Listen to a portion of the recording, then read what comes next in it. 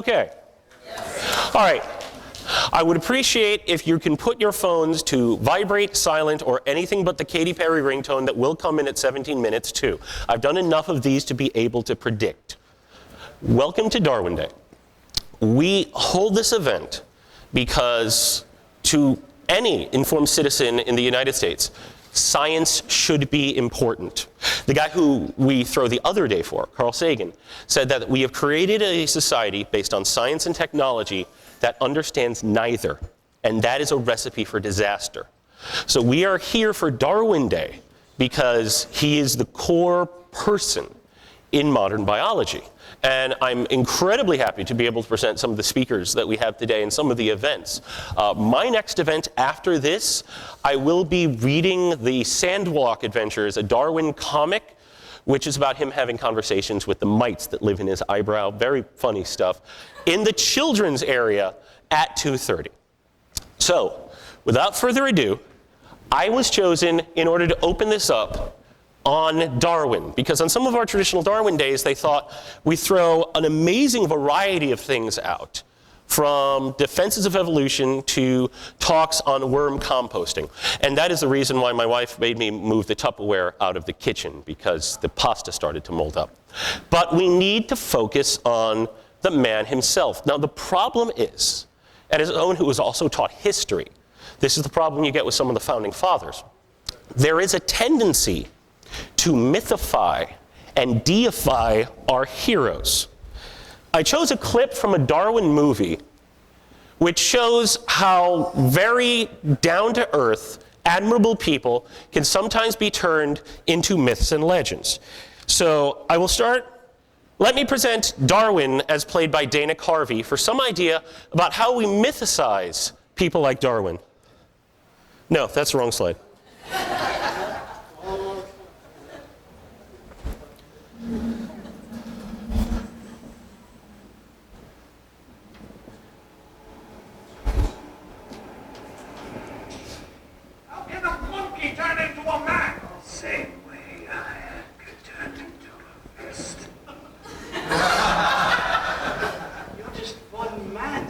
Out against 2,000 years of Catholic dogma. Silence! My name is Darwin. Not Darwin.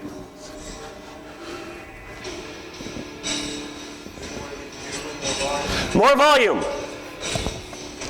First, I had a gentle distract.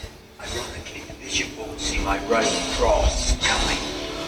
Second, force feed the dodo egg. Third, discombobulation. Finally, the need to be its origin of species. It's all about natural selection. And naturally, I select you. Behold the rise of man. Bring me the last dodo bag. God, no. Yes! First, force feed the dodo its own dodo egg. If ineffective, grab dodo and break dodo neck. What have I done?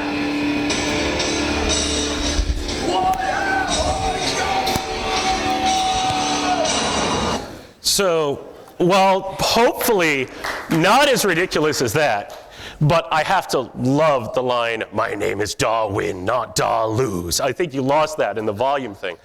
We tend to try to deify Darwin as this picture of this born freethinker with automatic ideas different from anyone else, who had a clear idea of where he was going, and we say that the origin of species was the product of about 50 years of him being totally focused. But that's not the Charles Darwin that I know from my studies. That's not the Darwin I want to celebrate. And while there is a Darwin movie that we're going to play today, Creation, which I've heard is really good, you have to get into the little nooks and crannies of what made Darwin an interesting individual, person, fallible, human being. So, to give you an idea of the Darwin that I think of, I want to talk about one of the ugly aquatic reptiles off the coast of the Galapagos. Actually, I want to talk about marine iguanas. Because When Darwin got to the marine iguanas, he did a very interesting experiment. And this is going to follow for the entire story. When Darwin does an experiment, he takes no prisoners. He would be the kind of kid that in my classroom would come up with the science fair board and would make me shake my head and hope that he's going to do something on paper towels. Because what Darwin did is he decided to grab one of these large marine iguanas, peaceful things, go into the ocean, eat lichen, and throw it into the ocean as far as possible.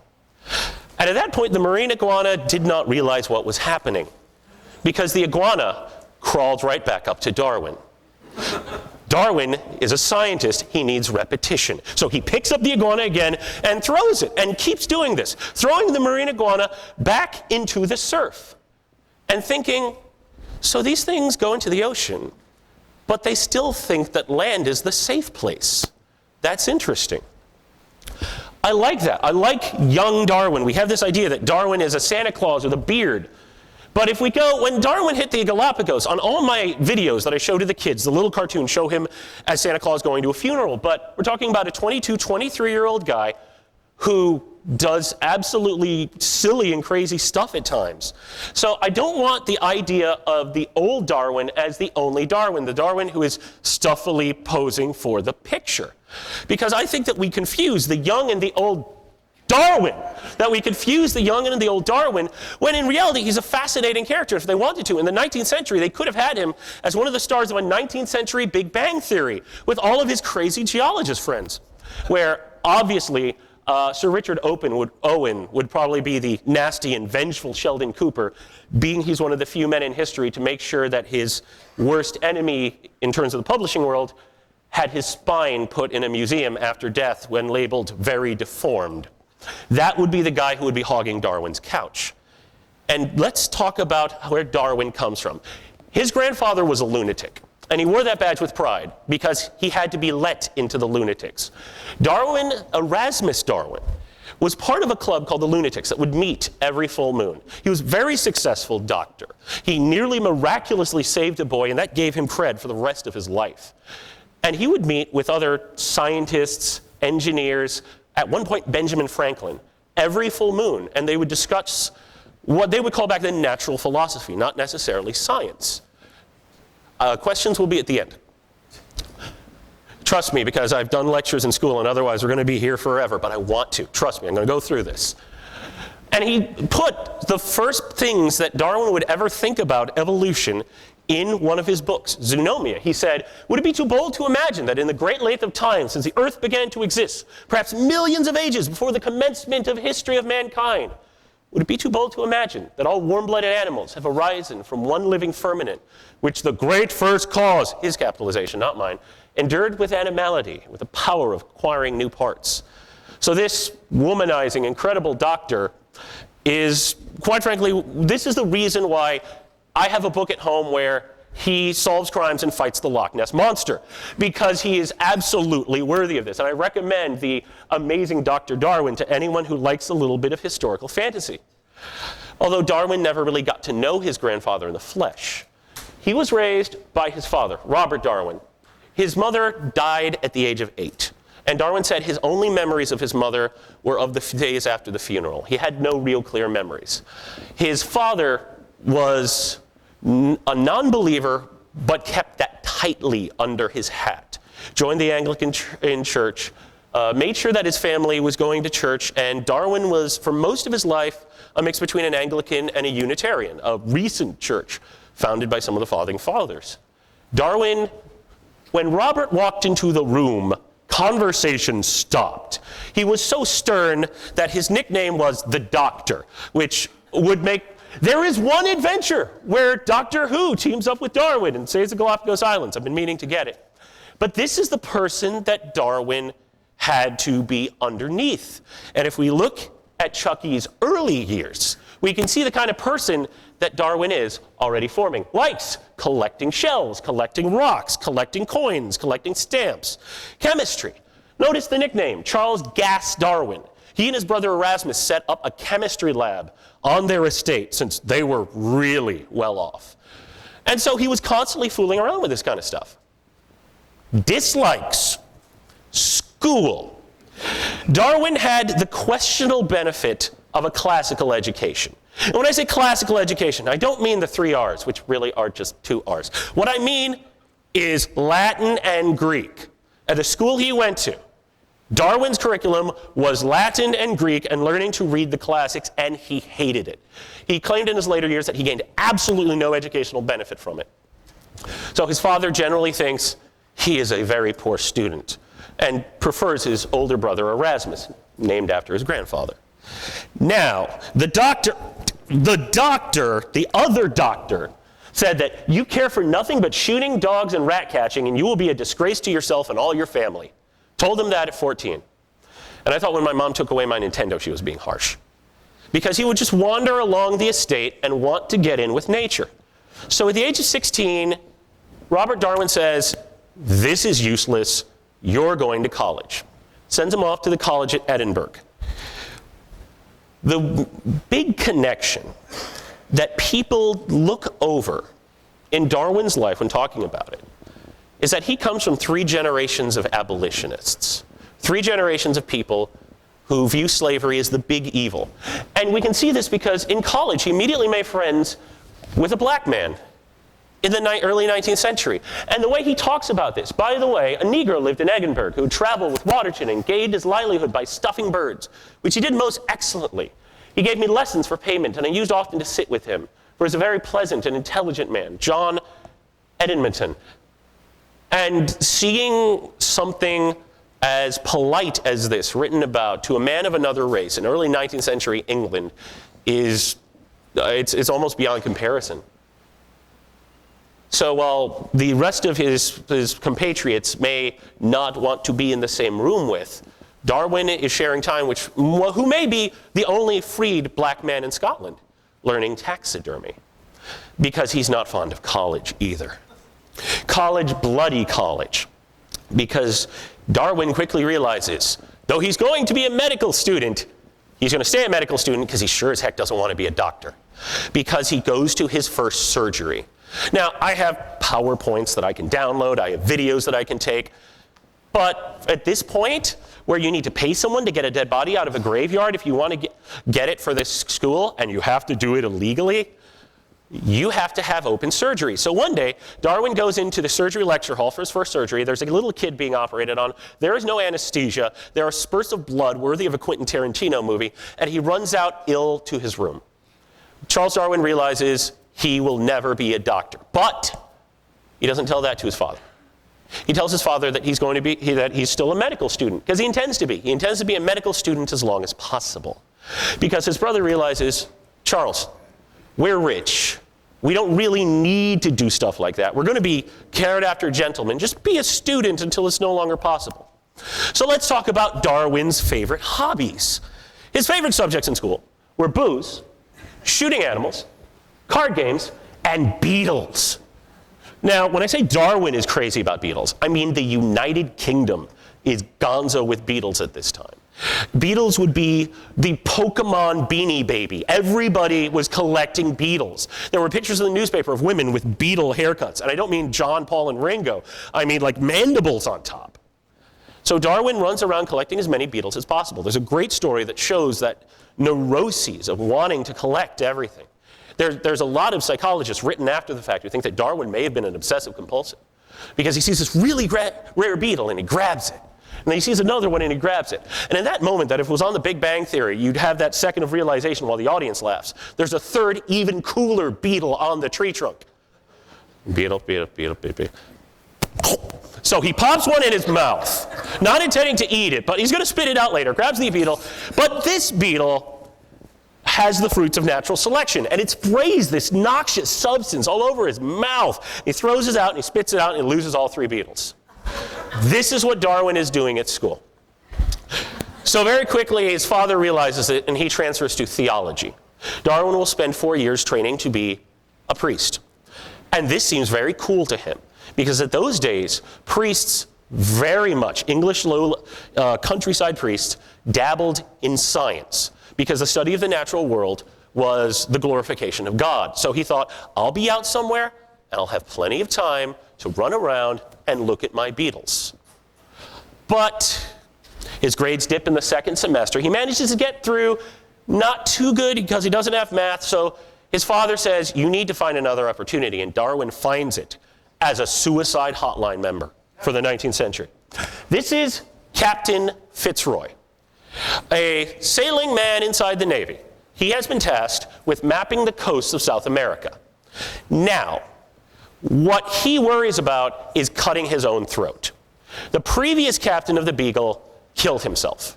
Fitzroy's uncle cut his own throat. Fitzroy thinks, is suicide catching? Is this a suicide 10-2 job? Okay, I'm going to need someone to talk to on the Beagle. I can't talk to sailors. They're beneath me. 19th century. So Chuck is offered the job. You can come on and be my conversation piece. And you can also look at natural stuff and pick stuff up and get all of those kind of things too. And Darwin works out. He actually makes the Beagle at the last second, having to ride on a horse through town, finally gotten permission from his father. I'm sure there would be uppity music if it was happening. It would kind of look like one of the early scenes of Lord of the Rings. Now, Darwin and Fitzroy argue. They're friendly, but they argue over certain topics. Because one of them is a very, very believer in the Bible, who quotes morals from the Bible to the sailors who laugh at them, and who very much is a Christian. And the other is Rod Fitzroy. Because at this point, Charles Darwin is definitely a Christian and believes in the creation of separate beings. Now, he is not a biblical literist. But at this point, the moment the Beagle leaves the shore, Charles Darwin would be at home in any church in England, generally. So this is very much different from the idea that Darwin sets out to prove natural selection. No, that's not even an idea in his head yet. And he is there because he loves this stuff, and he wants to glorify the natural world. In fact, Darwin is a believer in separate centers of creation. There's a book by William Paley called Natural Theology that Darwin says he can quote back and forward. People who argue about religion now will recognize that that's where the famous argument, the watchmaker, comes from. But what he basically thinks, and he rejects his grandfather's writing at the moment because all his teachers did, is that there are separate centers of creation in the world. That every so often, everything in a certain area has died out, and God restarts the area, and that's why you get interesting things, such as kangaroos. Darwin thinks God works like someone playing an overly long game of SimCity that every so often hits the reset button.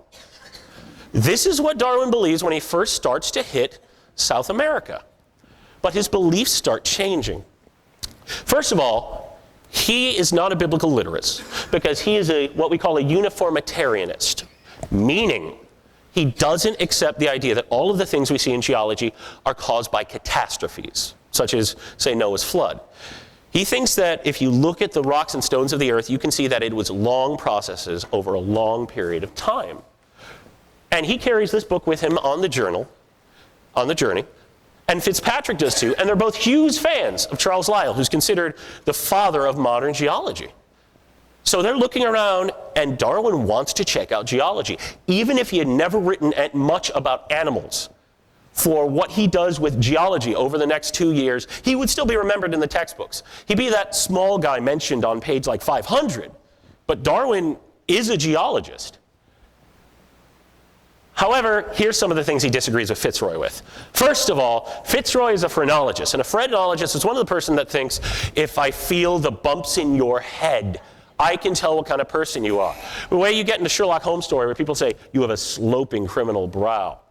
We can see from the quote that Darwin was almost rejected as the naturalist of the Beagle because Fitzroy thought that he had a nose which would speak ill of hiring him on. But luckily enough, Fitzroy reconsidered and accepted Darwin's nose.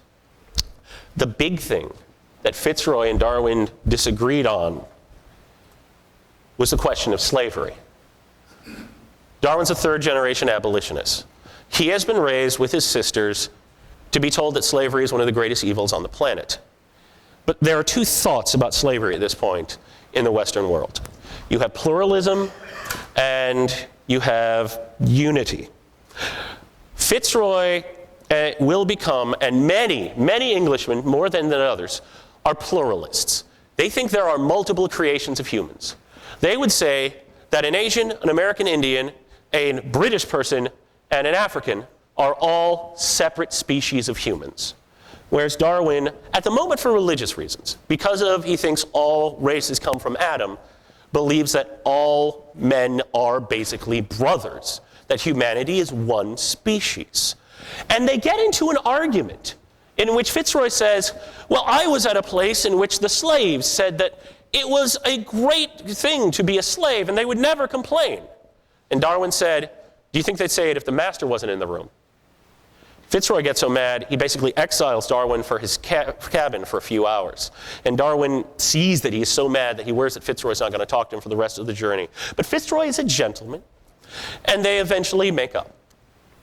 But this question of slavery in the 19th century, with Britain having forbid it, but the colonies still having it, and I'm not just talking about America, but places like Jamaica, still something of an issue. And this is where you're going to see a lot of motivation for everything Darwin does. Taking Darwin without slavery is like taking the history of life without evolution, or taking the space race without the Cold War. You don't have the driving factor. This is the important thing for getting inside who Charles Darwin is. And one of the things he is someone who eats a lot. And when I say eat a lot, it's almost as if he wants to eat every form of life. He joined a club for that called the Gourmet Club in college, where he would eat everything they brought him until he had a particularly bad diet of owl. But some of the things he eats on his journey include iguanas, a brown rodent, which he says is the most tasty thing he has ever eaten, a puma fetus, an armadillo, which he says tastes very much like venison, and he brought 48 turtles with him from the Galapagos Island because he really wants a lot of turtles to eat, and a lesser ray. Now for Darwin, he wants to find a lesser ray, R-H-E-A. But he starts eating this thing, which he thinks is a greater ray. And then he realizes halfway through, the breast is all gone, he's got a drumstick, the head's over there. He's like, oh boy, I've been looking for this. So he quickly takes all the leftovers, and in the most epic takeout moment ever, sends them in a box back to England.